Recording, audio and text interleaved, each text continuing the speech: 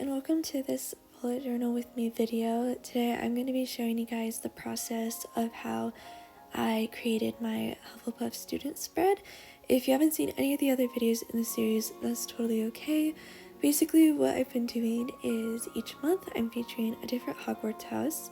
So this month is Hufflepuff, and as part of my spreads for this month I am drawing all of my friends as their respective houses and including them in my bullet journal. So it's been really fun so far, and I'm really excited to show you guys this one. I already tore out some paper that's just going to go along the side edge of my notebook that I'm using for the title, and I'm going to just write Hufflepuff alumni because all of the people in the spread have already graduated from Hogwarts. So I'm going to do that, and then I'm going to glue that on top of the yellow paper that I have so that some is peeking out of the side, and it'll give it kind of a cool rustic scrapbook style title. Here I'm just adding some detail with a white gel pen in order to make the title pop out more from the dark background.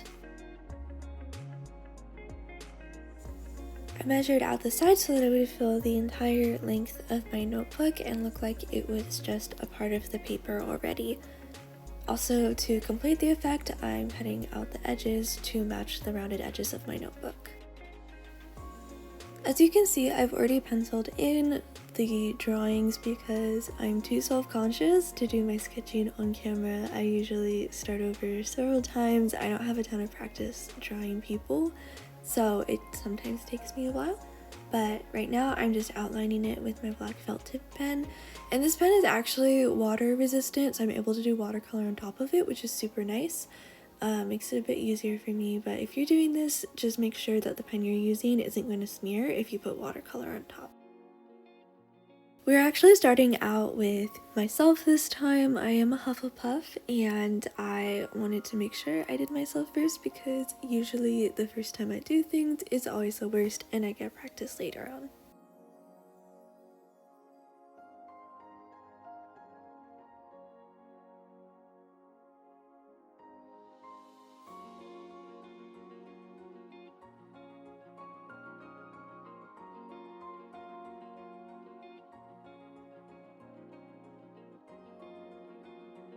Personally, my favorite part is watercoloring because I have always loved painting. It's always been my favorite form of art.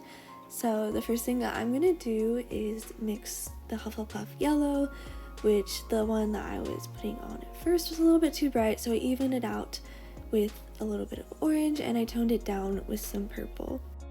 So now I'm just going to paint the clothes. I'm trying to do everybody in the Hufflepuff yellow as much as I can because I think it looks really aesthetic to have kind of the monochrome look, but I'm also going to be using black and blue for like any jeans or leggings or anything like that.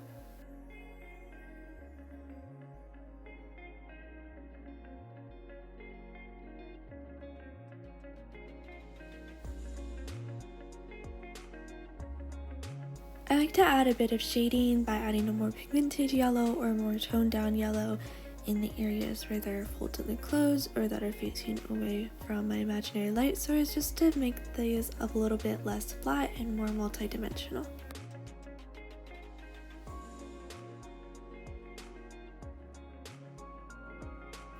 I love how everybody has a unique personality that I'm able to show through these drawings.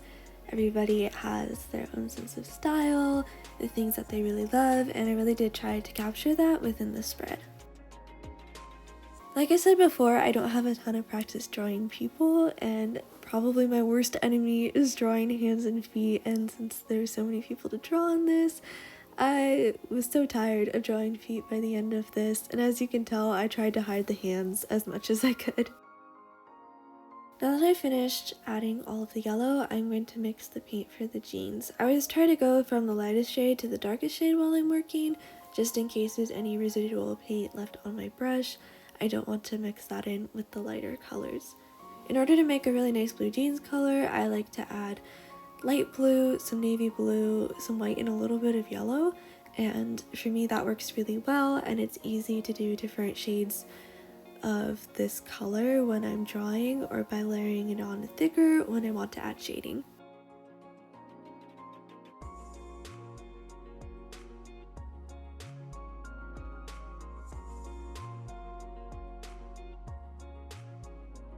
Last but not least, I am adding black for leggings or black jeans, and I'm actually not doing full black paint. I'm adding just a little bit of brown to it. Since the colors within the yellow are very warm, I didn't want to have a black that was too contrasting, and I also didn't want to put on such a pigmented black that you couldn't see any of the details within the ink drawing.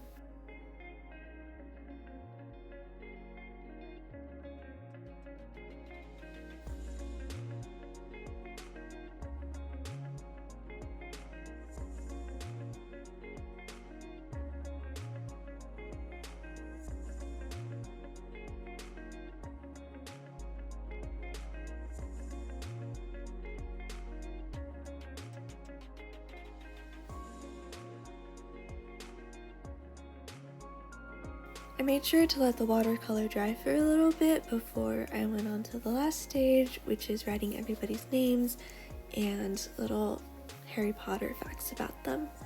So at first, when I started back in the beginning of the year doing these spreads, I had a font that I actually followed, but now I just kind of wing it. It's kind of a bit of a serif font. It's a little bit more playful and whimsical, and has more rounded edges, and I do everybody's name in this font.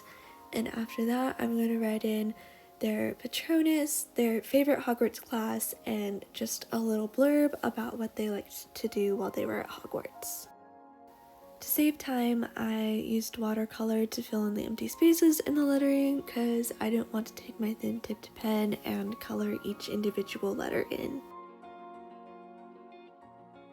Somewhere throughout this whole process, I accidentally got a smear of black watercolor in the middle of my page, but I just took the yellow paper that I'd used earlier and cut a little heart out of it, and I think it covered it up pretty nicely.